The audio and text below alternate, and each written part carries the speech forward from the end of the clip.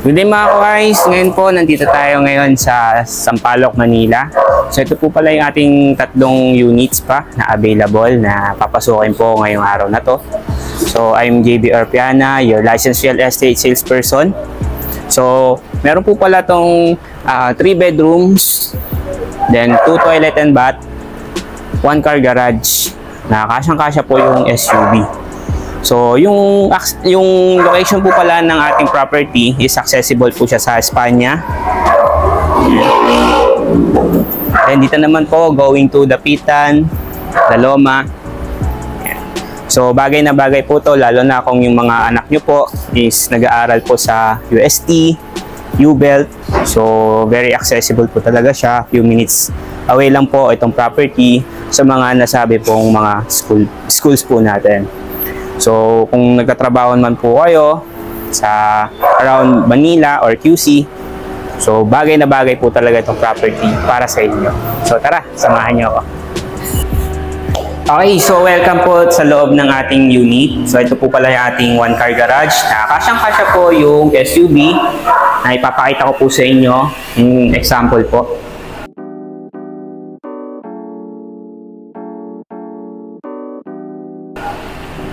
So, meron din po tayo ditong gripo. Yan. Pagka in case na gusto po natin maglaba, mag-car wash, so di na po tayo mahirapan. And then kung mapapansin nyo rin po, high ceiling po siya. Yan. And then, yung ating garage po pala, o yung mismong property po, is elevated po siya from the street around 2 to 3 feet po yan. So, naka-ready na rin po siya if in case na bumaha po sa ating labas. So tara, pasok po tayo dito. So ito po yung ating solid wood door. Then ito na po yung pinaka living area po natin. So spacious na rin po siya. Yan, high ceiling din po yan.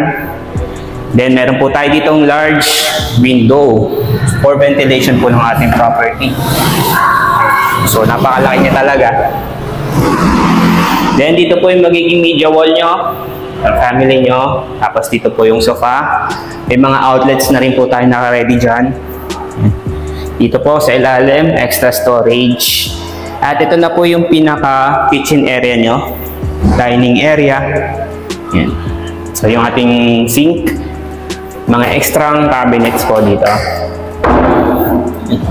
drawers for our extra storage. Tapos dito po yung provision po natin sa ating refrigerator. Yan, may nakabang na rin na outlet doon. Then dito naman yung ating service area. So properly ventilated na rin po yan. Tapos ito po yung ating common toilet and bath dito sa baba. So let's go na po dito sa taas. Yung ating hagdan po is concrete din po yan. Alright, so nasa taas na po tayo ng ating property, second floor. So ito po yung ating first bedroom na malawak po. Yan. High ceiling po talaga siya. Actually, pwede po tayo maglagay dito ng loft. Yan. Then dito po, provision po sa ating cabinets kung maglalagay pa po kayo. Yan. Window type aircon. Kagandahan dito dahil meron tayong walk-in closet. May cabinet din tayo dito. Ayan. Then proceed po tayo dito sa second bedroom po natin. So nasa gitna po siya. Ayan. So ventilated din po itong room na to dahil meron po tayo ditong large window. Tapos may cabinet na rin po tayo ditong lagayan ng mga damit po ng inyong mga anak. So I think kasya lang dito yung single bed. Tapos high ceiling pa po siya. Pwede pa po lagyan niya ng loft kung gusto niyo pa pong palagyan. And lastly, dito po. By the way, yung CR po pala natin dito is common po. And welcome po dito sa ating master's bedroom. So, meron po tayo ditong extra cabinet, wardrobe, para sa mga damit po natin at gamit. Yan. So, dito naman po yung ating provision sa window type na aircon. So, ventilated din po ito. Papansin nyo, may mga bintana po tayo dito. Yan. So, in addition, ito po palang properties, pwede pa po ninyong pagandahin dahil minimalist lang po yung kanyang design. Like yung mga paints. Yan. So, pwede nyo pa po siyang gawan ng paraan or mas pagandahin pa. Depende po yan sa budget nyo.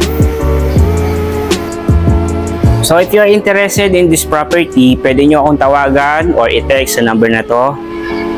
Or pwede nyo akong direct i-message sa aming Facebook page, Home of Wise Townhouse Manila. So, I'm JB Arpiana, your licensed real estate salesperson. See you again sa ating next vlog. Bye-bye!